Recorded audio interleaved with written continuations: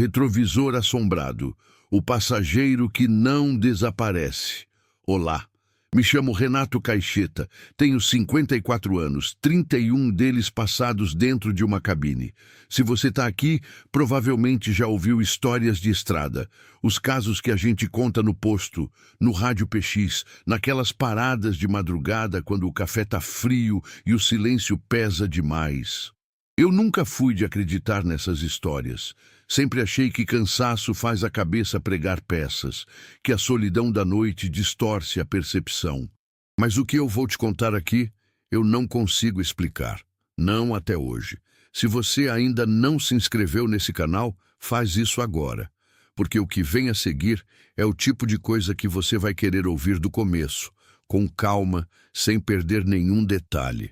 E deixa o like também. Não pelo canal, mas porque quando você terminar de ouvir, você vai querer que alguém saiba que você passou por isso junto comigo. Vamos lá. Tem uma coisa que a maioria das pessoas não entende sobre ser caminhoneiro de verdade, de longa distância, de carreira. Não é o cansaço físico.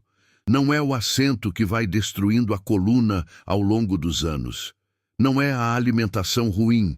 Não é a saudade de casa. O que pesa mesmo, o que vai corroendo por dentro feito ferrugem numa chaparia velha, é o retrovisor. Você aprende desde cedo que o retrovisor é extensão do seu corpo. Você olha para ele antes de respirar. A cada 10, 15 segundos, seus olhos vão automaticamente. Não tem jeito de não ir. É treinamento, é instinto, é sobrevivência. Aquele retângulo de vidro te mostra o que está atrás, o que está chegando, o que você deixou para trás. Depois de décadas na estrada, você conhece tudo o que pode aparecer naquele espelho. Caminhão de baú, carreta frigorífica, carro de passeio arriscando ultrapassagem, moto voando sem capacete, neblina engolindo a pista. Você pensa que conhece tudo o que pode aparecer ali. Eu pensei isso por 31 anos. Estava errado. A viagem aconteceu numa quinta-feira, começo de outubro. Eu saí de Curitiba às 11 da noite com uma carga de aço em perfil, bobinas pesadas, carga fechada, nota fiscal em ordem, tudo certinho. Destino, Uberlândia. Trajeto padrão para mim, BR-376, passando pelo Trevo do Lagarto, subindo a Serra do Mar, entrando na BR-116 depois de Curitiba, seguindo pela BR-153. Conheço essa rota de cor. Já fiz ela umas 200 vezes, talvez mais. Conheço cada curva, cada trecho perigoso, cada posto que presta e cada posto que vende combustível adulterado. O caminhão era meu de longa data, um Scania R450 de 2016, cabine leito. Eu chamo ele de Saturno. Não sei por que comecei a chamar assim. Acho que foi porque o motor faz um barulho grave, constante, que vai te hipnotizando igual os anéis girando em torno do planeta. Saturno sempre foi confiável. Nunca me deixou na mão numa subida. Nunca engoliu mais óleo do que devia. Naquela noite, eu estava relativamente descansado. Tinha dormido umas 6 horas durante o dia. Sono picado, porque é sempre assim quando você dorme de dia, tem sempre um cachorro latindo ou um vizinho com obra. Mas estava ok. Tomei 2 cafés antes de sair, comi uma marmita de arroz com frango, enchi o tanque, chequei os pneus, a pressão, as luzes de freio, rotina, tudo em ordem. Saí do pátio e entrei na estrada. A noite estava fria, do jeito que outubro costuma ser no sul. Aquela friagem que você não espera, porque o mês devia ser de primavera. Mas a serra resolveu que não. Chuva fina, que começou logo que eu passei pela rodovia do café. Daquele jeito irritante, não forte o suficiente para precisar lavar o para-brisas toda hora, mas constante o suficiente para deixar o vidro com aquela névoa que cansa o olho. Limpei o vidro, ajustei o aquecedor. O rádio estava tocando uma dupla sertaneja que eu não conheço o nome, daquelas músicas novas que todas soam igual para mim. No PX, o Josivaldo, que eu conheço há uns 12 anos e está sempre na mesma frequência entre Curitiba e São Paulo, me chamou para dar boa viagem. Boa viagem, Caixeta. Tá fechado lá em cima. Quanto de neblina? Eu perguntei. Até o trecho de 4 barras, uns bons quilômetros. Vai devagar. Sempre, eu respondi. E foi isso. Conversa de caminhoneiro. Seca, prática, sem enrolação. Entrei na serra. Quem já fez a Serra do Mar de noite sabe o que é aquilo. Não é uma serra qualquer. É um negócio vivo, que respira, que muda de humor. A neblina ali não é como neblina de cidade. Ela é espessa, branca, densa como algodão úmido. Ela engole os faróis do caminhão e devolve metade da luz. Você reduz a velocidade não só pela curva, mas porque literalmente não enxerga o que tem além de 20, 30 metros à frente. O motor do Saturno gemia nas descidas em quáttura reduzida. Eu usava o freio motor, deixava as pastilhas descansarem.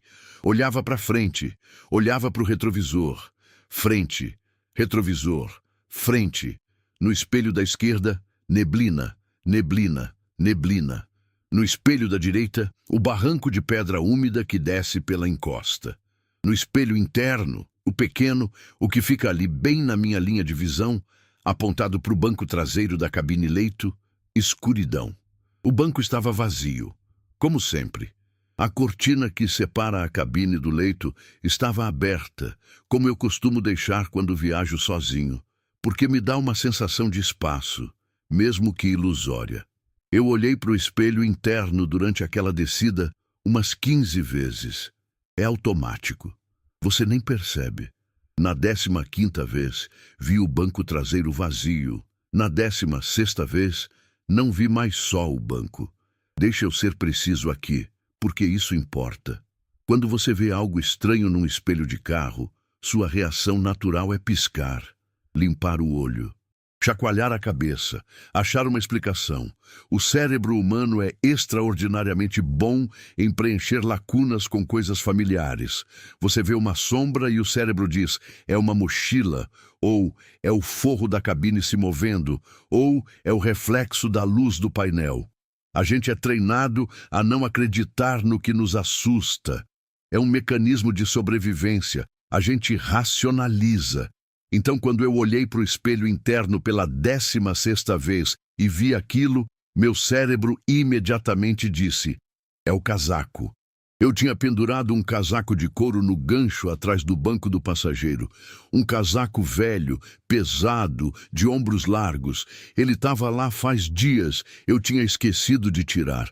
Na escuridão da cabine, com a luz fraca do painel projetando sombras, um casaco pendurado pode parecer muita coisa. Aceitei essa explicação. Voltei os olhos para a pista. Fiz mais uns 3 quilômetros de descida. A neblina foi abrindo um pouco. O motor continuava seu gemido grave, aquele som de Saturno que eu conheço como a voz de um velho amigo. A chuva tinha diminuído. Eu tomei um gole de café da garrafinha térmica que fica no porta-copos entre os bancos. Olhei para o retrovisor interno de novo. O casaco não estava mais no gancho. Meu estômago fez uma coisa estranha. Não foi medo, ainda não. Foi aquela sensação de quando você vai colocar o pé num degrau que não existe, aquele momento de deslocamento, de realidade escorregando 1 milímetro. Olhei mais uma vez.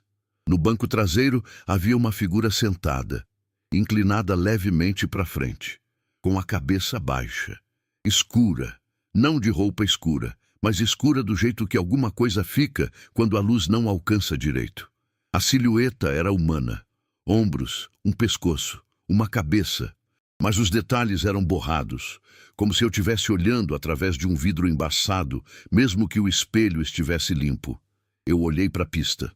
Olhei de novo para o espelho. A figura continuava lá. Dessa vez, eu não deixei o cérebro encontrar uma explicação fácil. Eu forcei o processo. Fui catalogando o que eu sabia. O casaco estava no gancho horas atrás.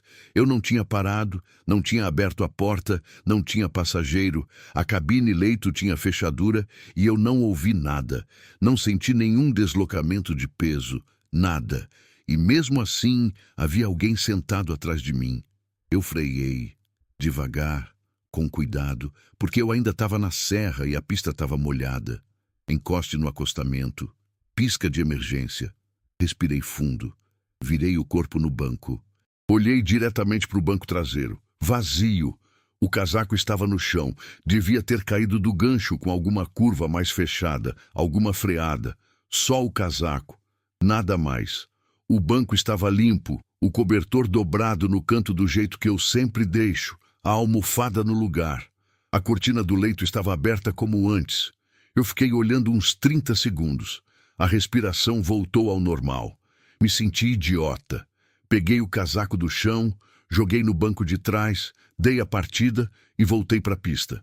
5 minutos depois, no retrovisor, a figura estava lá de novo.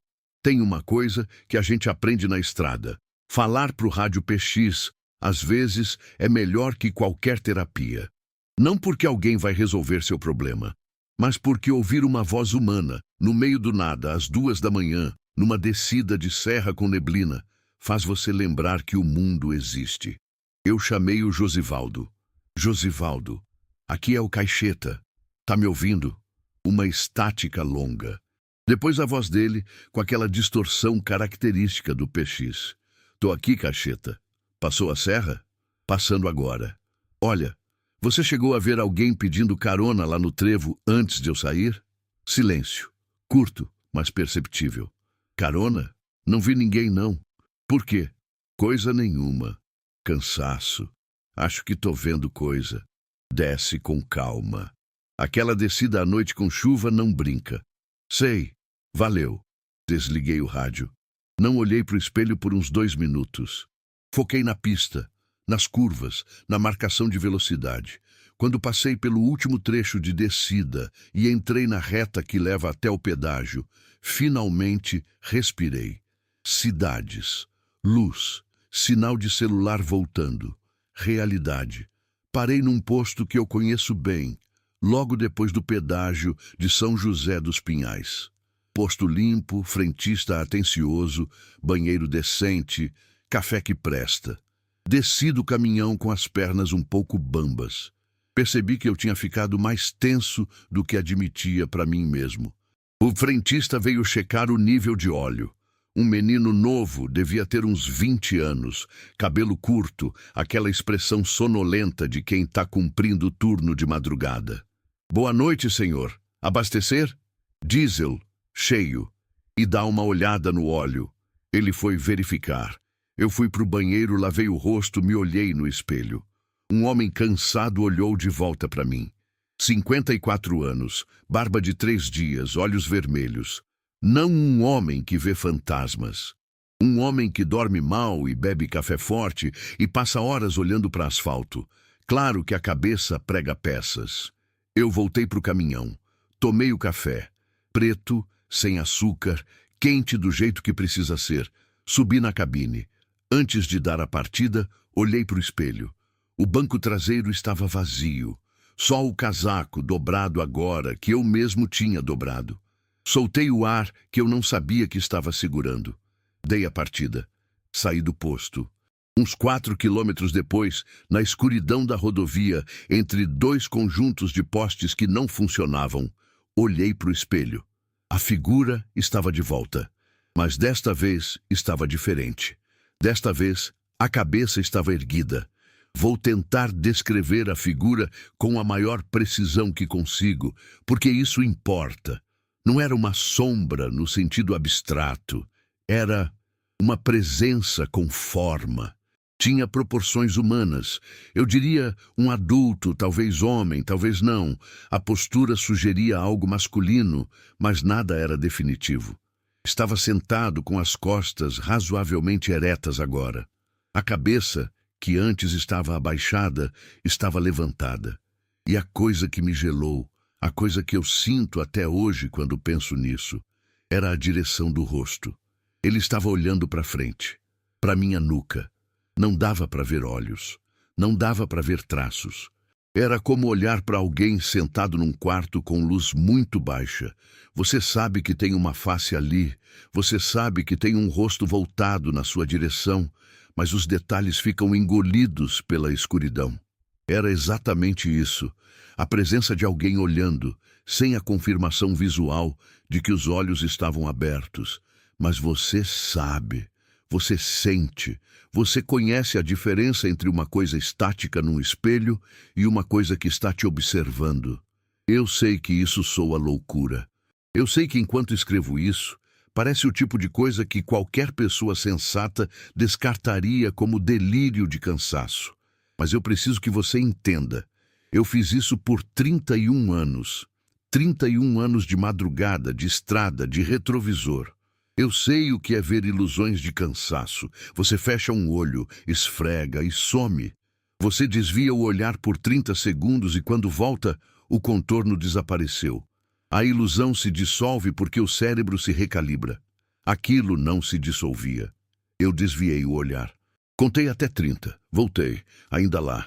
Fechei um olho, abri, pisquei 3 vezes, ainda lá. Ergui a mão e acendi a luz interna da cabine. Por um segundo, menos de um segundo, vi o banco traseiro banhado por aquela luz amarelada fraca. Vi o casaco, vi o cobertor, vi a almofada e vi os contornos de uma figura que recuou, não desapareceu, recuou para as sombras junto à cortina do leito, como alguém que se afasta da luz. Apaguei a luz, mão tremendo levemente no comutador. No escuro, no retrovisor, a figura voltou ao lugar. Eu me concentrei na pista, respiração controlada, raciocínio técnico. Porque é isso que um caminhoneiro faz quando algo dá errado. Você não entra em pânico, você pensa no que fazer. Fadiga extrema pode causar alucinações visuais. Eu sabia disso. Eu estava numa situação de 6 horas de sono irregular, condições adversas de visibilidade, tensão acumulada de descida de serra. Fazia sentido. Eu ia parar no próximo posto, tomar mais café, dormir 1 hora na cabine, recomeçar. Plano simples, plano racional. Acionei o PX de novo. Não chamei ninguém. Só liguei para ter barulho humano no ar. A voz de um caminhoneiro que eu não conheço estava falando. Ele estava contando uma história para outro cara, alguma coisa sobre uma ultrapassagem que deu errado em Minas. Rindo, a normalidade da conversa me ancorou. Olhei para o retrovisor. A figura estava lá. Mas agora a cabeça tinha virado levemente, como se ele tivesse ouvido o rádio. Existe um estado mental específico que acontece quando você começa a duvidar da sua percepção, mas não consegue parar de verificar. É uma espiral. Você sabe racionalmente que vai lá e não vai ter nada, mas alguma coisa mais funda do que a razão insiste. Olha de novo. Confirma. Olha de novo. Eu entrei nessa espiral. A cada 30 segundos, meu olho ia para o espelho. A figura estava lá, sempre lá. E a cada vez que eu olhava, parecia 1 centímetro mais próxima. Não de forma dramática. Não era aquela coisa dos filmes de terror onde o monstro está lá e quando você olha de novo, ele está na sua cara. Era sutil, acumulativo. Aquele tipo de mudança que você não consegue provar, porque cada ponto de referência individual parece dentro do normal, mas o conjunto vai deslocando. Eram umas 2:30 da manhã. Eu estava num trecho da BR-116 entre Curitiba e a divisa com São Paulo. Aquela parte que passa por Campina Grande do Sul, 4 barras. Estrada reta por bons trechos, mas com aquelas ondulações de asfalto velho que fazem o caminhão balançar numa frequência hipnótica. Eu liguei o rádio convencional alto, uma rádio AM de música sertaneja antiga, Milionário e José Rico, uma daquelas músicas lentas de sofrência. Me concentrei na letra. Letra fala de saudade, de estrada, de mulher que ficou em casa, normal, real. Olhei para o espelho. A figura estava inclinando a cabeça, como alguém que ouve uma música e reconhece. Desliguei o rádio. Silêncio. Só o motor do Saturno. Só o asfalto sob os pneus. Só a chuva fina voltando.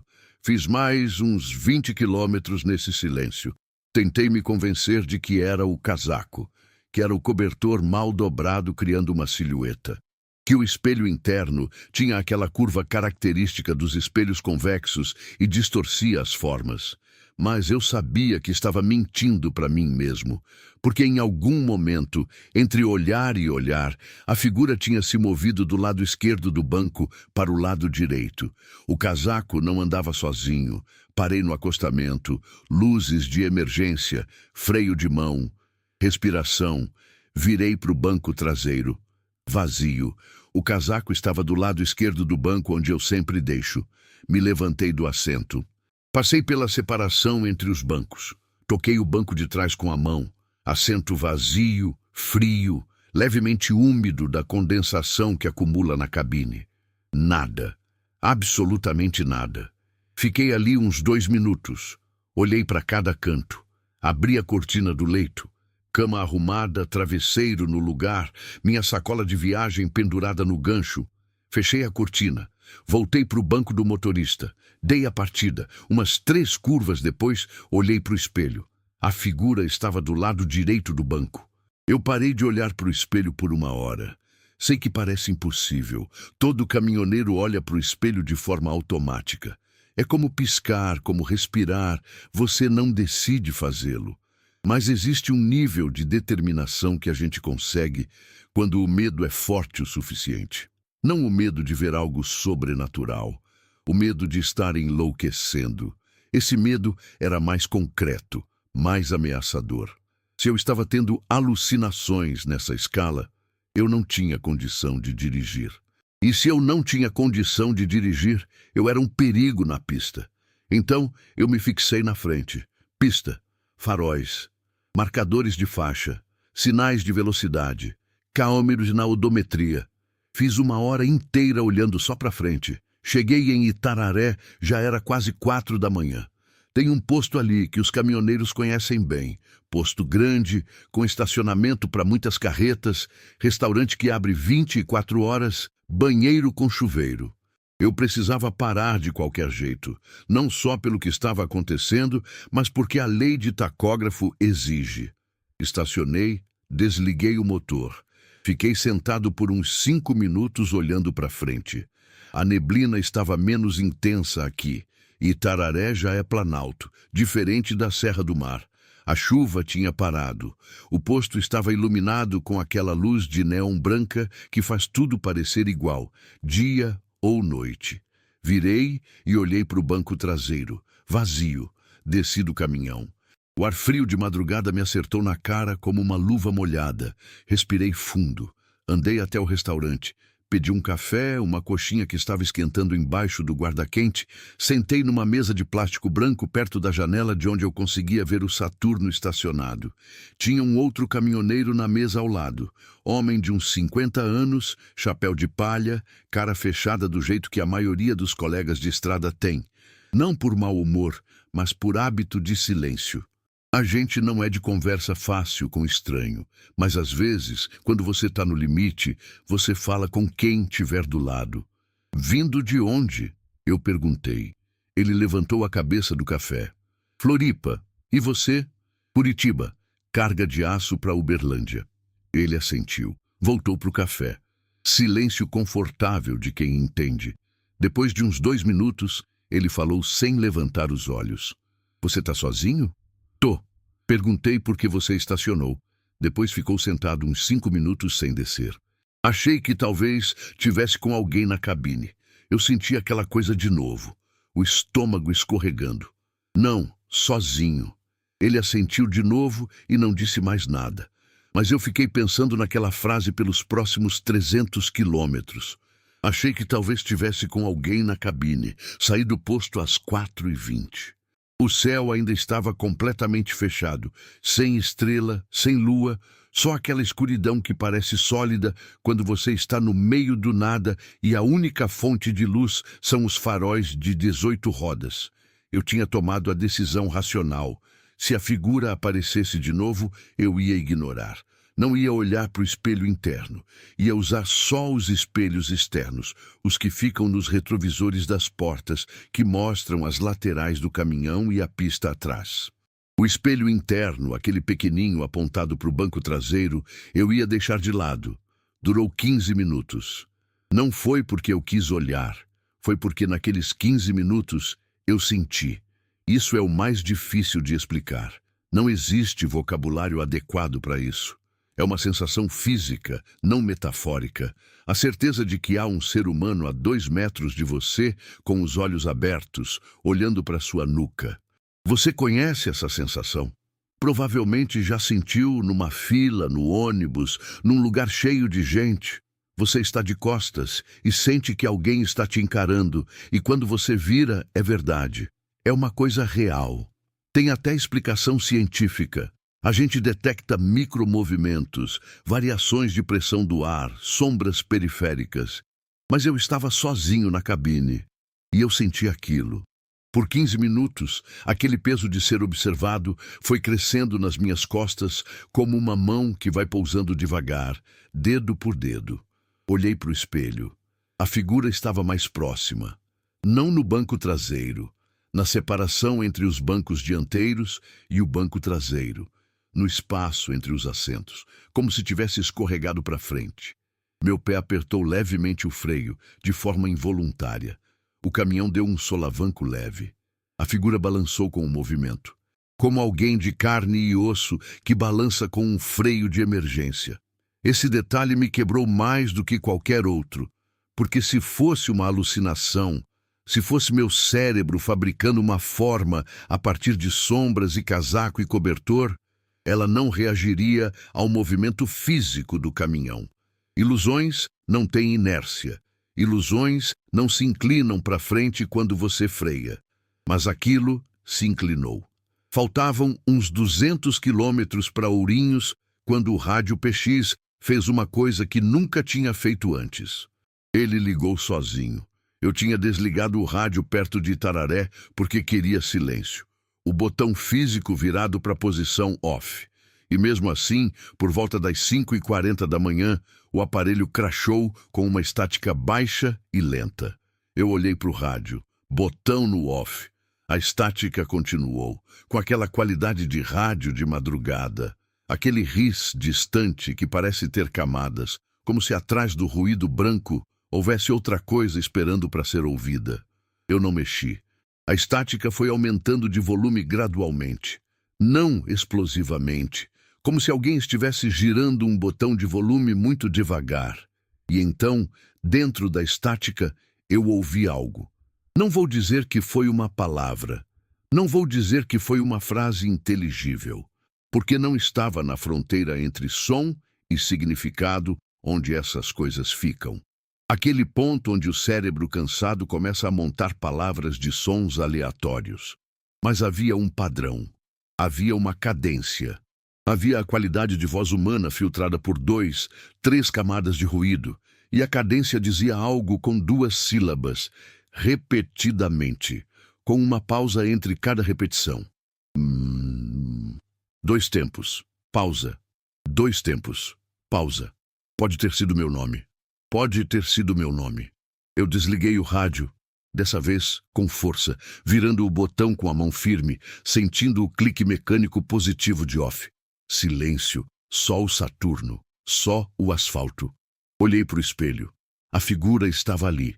E pela primeira vez eu tive a impressão, não a certeza, a impressão, de que os olhos estavam abertos. O sol começou a aparecer pouco antes de Ourinhos. Não uma aurora bonita, não aquele laranja e rosa que você vê nas fotos. Foi um cinza que foi clareando devagar, dissolvendo a escuridão de forma gradual, como açúcar em água morna. Mas era luz. E com a luz veio uma coisa que eu não tinha percebido que perdi: a noção de escala. Na escuridão, a cabine era um casulo. Íntima, pequena, claustrofóbica. O espelho interno era uma janela para outra dimensão. Com a luz do amanhecer entrando pelas janelas, a cabine era só uma cabine. Metal, plástico, borracha, vidro. Um ambiente de trabalho com medidas exatas e explicações físicas. Olhei para o espelho com a luz do dia nascendo. O banco traseiro estava vazio. Eu parei em Ourinhos. Posto pequeno, quase um posto de bairro, mas tinha diesel e tinha banheiro. Um frentista velho, uns 60 anos, bigode branco, a expressão permanente de quem já viu tudo. Diesel? Ele perguntou. Só o banheiro por enquanto. Quando eu voltei, ele estava limpando o para-brisa do Saturno com um pano. Aquele gesto de cortesia que os postos bons ainda fazem. Eu fui me encostando no capô, olhando para o horizonte que estava ficando cor de chumbo claro. Longa viagem? O frentista perguntou sem olhar para mim. Curitiba a Uberlândia. Ele assentiu. Continuou passando o pano. Esse caminhão tem história, ele disse. Eu olhei para ele. Como assim? Esse modelo, essa cor, essa configuração de cabine. Ele fez um gesto vago para o Saturno. Já passei pano em muito caminhão igualzinho a esse. Tem um aqui que é do Paulo Salave. Você conhece? Não conheço. Nem vai conhecer mais, coitado. Aconteceu aqui perto, uns 2 anos atrás. Um cara pegou carona com ele, aqui nesse mesmo trecho, e no outro dia acharam o Paulo numa curva em Ribeirão Bonito. Ele parou de limpar. Olhou para mim pela primeira vez. Nunca explicaram direito o que aconteceu. Eu fiquei olhando para ele. O que aconteceu com o cara que pegou carona? O frentista encolheu os ombros. Nunca apareceu. Dobrou o pano. Me devolveu um sorriso educado de encerramento de conversa e foi atender outro cliente. Eu fiquei olhando para o Saturno por um longo tempo. Uberlândia fica a uns 200 e poucos quilômetros de Ourinhos. Cheguei às 10h30 da manhã, à luz do dia, sem mais acontecimento nenhum. O banco traseiro ficou vazio durante todo o trecho final. Entreguei a carga, assinei os documentos, tomei um almoço num restaurante por quilo perto do depósito. Tentei não pensar no que o frentista tinha dito. Tentei bastante. Naquela noite, num quarto de pousada barata perto da BR-050, eu peguei o celular e comecei a pesquisar. Caminhoneiro Paulo Salave Ourinhos. Nada relevante. Acidente caminhão Ribeirão Bonito, 2022-2023. Algumas notinhas locais, sem detalhes. Morte caminhoneiro carona desaparecido interior São Paulo. Muita coisa não relacionada. Mas numa dessas buscas, numa dessas páginas de notícia local de cidade pequena que só funciona metade do tempo, eu encontrei um parágrafo. Não vou reproduzir a notícia aqui. Mas o essencial era este. 2 anos antes, aproximadamente no mesmo trecho que eu havia percorrido, um caminhoneiro foi encontrado morto dentro da cabine de seu caminhão. O veículo estava no acostamento com o motor ligado.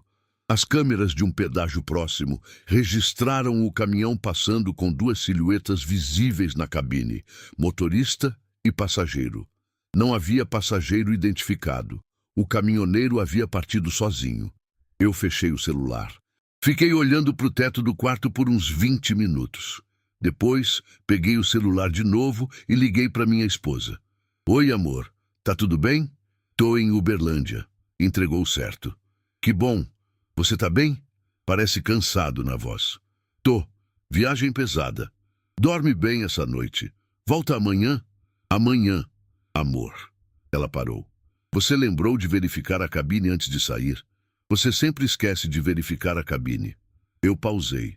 O que você quer dizer com verificar a cabine? Verificar se está tudo fechado, se não ficou nada ligado. Você sempre faz isso. Só isso. Conversa normal de esposa. Eu respirei. Verifiquei tudo, amor. Boa noite. Desliguei. Olhei para o Saturno pela janela do quarto. No reflexo do vidro escurecido da janela, não no Saturno, no reflexo da janela do quarto mesmo, eu vi, por menos de um segundo, a silhueta de alguém sentado no banco traseiro da minha cabine. Pisquei. Só o Saturno estacionado sob a luz do poste. Eu não dormi naquela noite. Decidi voltar de dia. Saí de Uberlândia às 6 da manhã. Luz do sol, rádio ligado, janela aberta, café forte. Tudo que pertencia ao mundo real, concreto, físico. Eu ia dirigir no sol e ia chegar em Curitiba no sol e ia deixar o Saturno no pátio e ia entrar em casa e ia abraçar minha esposa e ia dormir 8 horas e ia acordar como um homem normal que passa muitas horas dirigindo e às vezes tem alucinações de cansaço. Fim. Os primeiros 200 quilômetros foram absolutamente normais. O banco traseiro estava vazio. Eu olhava para o espelho com a frequência normal, de forma automática, e via o banco vazio, o casaco, o cobertor, normal. Pista seca, sol quente, um calor de primavera que ia e vinha com as nuvens. Parei em Ourinhos para abastecer. Não era o mesmo frentista. Uma mulher jovem, eficiente, sem conversa. Comprei água, biscoito, mais café, paguei e saí. A coisa voltou logo depois de Ourinhos. Desta vez era diferente. Não era a figura sentada no banco. Desta vez, no espelho externo esquerdo, o grande, o que fica na porta do motorista, eu vi reflexo do que estava atrás do caminhão. Pista, carros atrás de mim, normal. Mas dentro do reflexo, na janela traseira da cabine, a janelinha pequena que o Scania tem atrás da cabine principal, havia um rosto. Não da figura escura, não do contorno sem feições. Um rosto humano, definido, com feições. Um homem de uns 40 anos, pele morena, olhos escuros, expressão que não era assustada nem agressiva. Era uma expressão que eu não sei nomear, como alguém que está esperando ser reconhecido. Me olhando pelo espelho externo. Freiei. Acostamento. Emergência. Saí do caminhão. Fui até a janela traseira. Não havia ninguém. Faltavam uns 150 quilômetros para Curitiba quando eu parei num posto de beira de estrada antes de começar a subida da Serra do Mar. Um daqueles postos que parece que sempre existiu, que nunca muda, que fica igual pelo resto da eternidade. Bomba velha, telhado de amianto, um cachorro dormindo na sombra, um bar com 4 mesas de plástico e uma geladeira cheia de refrigerante. Sentei com um café. Havia 2 caminhoneiros na mesa do fundo. Não os conheço. Conversavam baixo entre eles. Depois de uns 10 minutos, um deles veio até mim. Licença, você é o do Scania ali? O vermelho? Sou. Você viajou com alguém? Aquela frase. De novo. Aquela maldita frase. Não. Por que você pergunta?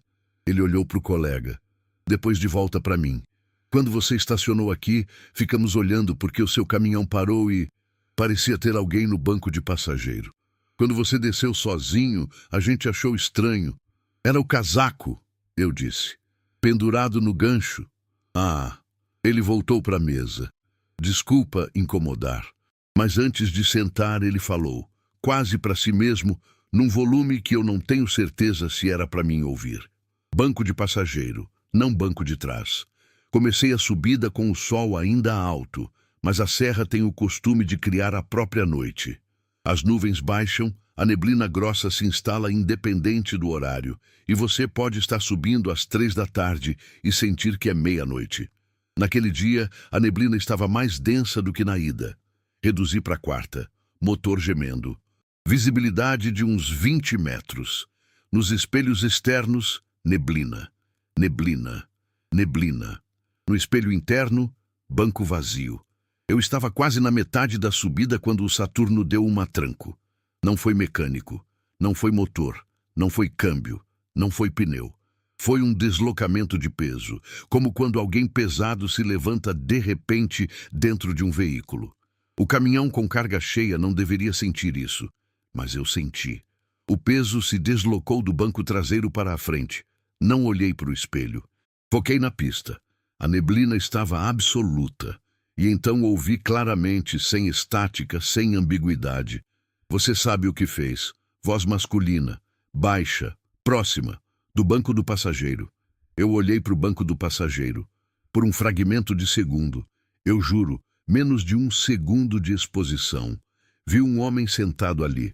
Não uma sombra. Um homem de carne, moreno, 40 anos, expressão daquele jeito que eu disse, esperando ser reconhecido. O mesmo rosto que havia aparecido na janela traseira. E então, vazio.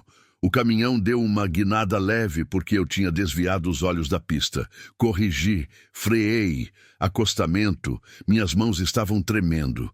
Saí do caminhão no meio da neblina. Fui até o lado do passageiro. Abri a porta. Banco vazio. Cinto enrolado. Nada. Fechei a porta. Fiquei em pé na beira da serra, na neblina, com o motor do Saturno roncando atrás de mim. Você sabe o que fez. O que eu fiz? Não quero que isso pareça dramático demais. Não quero que pareça que eu estava guardando um segredo terrível e o fantasma veio cobrar. A realidade é mais banal, mais humana, mais mesquinha do que isso.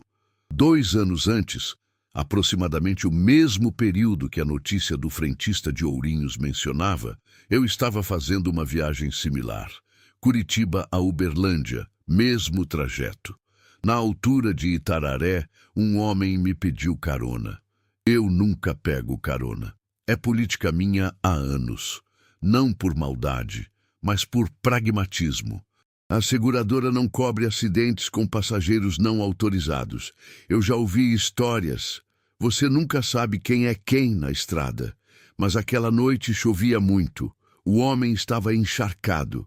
Tinha uns 40 anos, mochila nas costas, aspecto de trabalhador migrante. O tipo de cara que pega ônibus que não chegou, que perdeu conexão, que ficou para trás por algum descuido da vida. Expressão cansada, não ameaçadora. Eu passei direto. Naquela noite de chuva forte, com a temperatura caindo, num trecho sem casa, sem ponto de ônibus visível, sem luz a não ser a que o meu caminhão projetava. Eu olhei pelo retrovisor e vi o homem parado na chuva, ficando menor enquanto eu aumentava a distância. E eu não voltei. Naquela mesma noite, de acordo com o que tentei reconstruir depois, o caminhoneiro do Paulo Salave, que provavelmente parou onde eu não parei, que provavelmente fez o que eu não fiz, foi encontrado morto numa curva de Ribeirão Bonito. Eu não tenho como saber se é o mesmo homem. Não tenho como saber o que aconteceu no caminhão do Paulo. Não tenho como saber se aquele trabalhador parado na chuva teve alguma relação com qualquer coisa. Mas eu passei direto. E por 2 anos guardei isso numa gaveta do fundo da cabeça. Não como culpa explícita, como uma coisa enterrada. Uma coisa que você não pensa porque se pensar vai doer. Na beira da serra, na neblina, com o Saturno roncando, eu pensei. Você sabe o que fez. Não fiz nada de ilegal. Não tenho obrigação de dar carona. Milhares de caminhoneiros passam direto todo dia. Mas eu vi aquele homem ficando menor no retrovisor naquela chuva. E eu acelerei. E talvez, o universo tenha alguma forma de contabilidade que eu não entendo. Talvez os espelhos guardem coisas. Talvez o retrovisor não mostre só o que está atrás no espaço, mas também o que está atrás no tempo. Não sei. Entrei no caminhão, dei a partida, terminei a subida, cheguei em Curitiba às 7 da noite. Luz elétrica dos postes, trânsito, cidade. O mundo normal fazendo seus barulhos normais. Levei o Saturno para o pátio. Desliguei o motor pela última vez naquela viagem. Fiquei sentado na cabine por uns 10 minutos, no silêncio que vem depois de horas de motor ligado. Aquele silêncio que não é silêncio, que é a ausência de um barulho que virou parte de você. Olhei para o espelho interno, banco vazio. Desci do caminhão, tranquei, fui para casa, minha esposa fez frango com quiabo. Eu comi tudo, tomei banho quente, deitei às 10 da noite, dormi 9 horas. Acordei normal. Por 3 semanas, não fiz viagem longa. Fiz só circulação local, Curitiba e região metropolitana. Distâncias curtas, sempre de dia. Inventei desculpa para o despachante. Disse que o Saturno estava com um barulho no câmbio, que precisava de revisão. Na 4ª semana, precisei sair para uma viagem longa de verdade. Não tinha como evitar.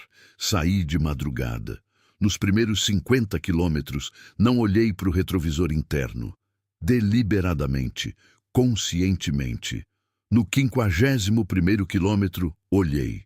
O banco estava vazio. Respirei. Mas havia algo que não estava antes.